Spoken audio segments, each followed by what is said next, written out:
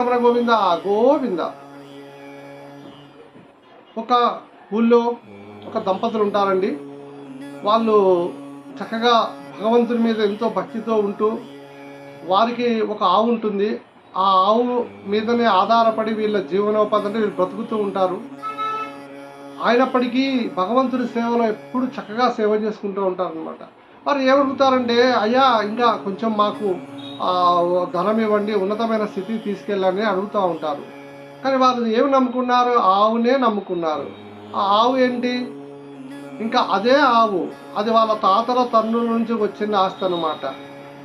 సరే, భగవంతుడు అనుకుంటారు వీళ్ళకి ఖచ్చితంగా వీళ్ళ కోరిక నెరవేర్చాలని ఒకసారి ఆవుని మాయం చేసేస్తారు.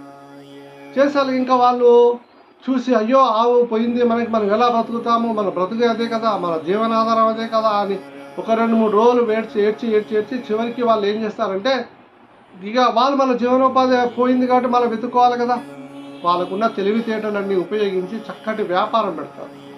వ్యాపారం పెట్టేసి ఆ వ్యాపారంలో బాగా కలిసి వస్తుంది. కలిసి వచ్చి వాళ్ళు ఆ గుడిసె తీసి పెద్ద బిల్డింగ్ చక్కగా కట్టుకొని 10 మందికి అన్నం పెట్టే స్థితికి ఎదిగిపోతారన్నమాట. అంటే భగవంతుడు చూసారా ఏంటి చేసింది? వాళ్ళు దాన్ని నమ్ముకొని అక్కడే ఉండాడు. మనం కూడా కొన్నిసార్లు ఆలోచన ఏదో పెట్టుకొని అదే ఆలోచన మీద బతుకుతూ ఉంటాం. అలా కాదు కదా, మనకున్న తెలివితేటలు చేంజ్ చేసుకోవాలా. మనం గైన్ అవ్వాలి అని అంటే, ముందు పెరగాలి అని అంటే మన ఆలోచన విధానం కూడా మార్చుకోవాలి కదా. ఆ విధంగా భగవంతుడు వాళ్ళ ఆలోచన విధానాన్ని మార్చి వాళ్ళని ఉన్నతమైన స్థాయికి తీసుకెళ్ళాడు.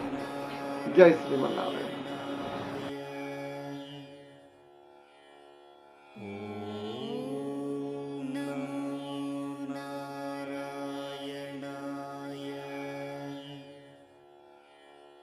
ఓం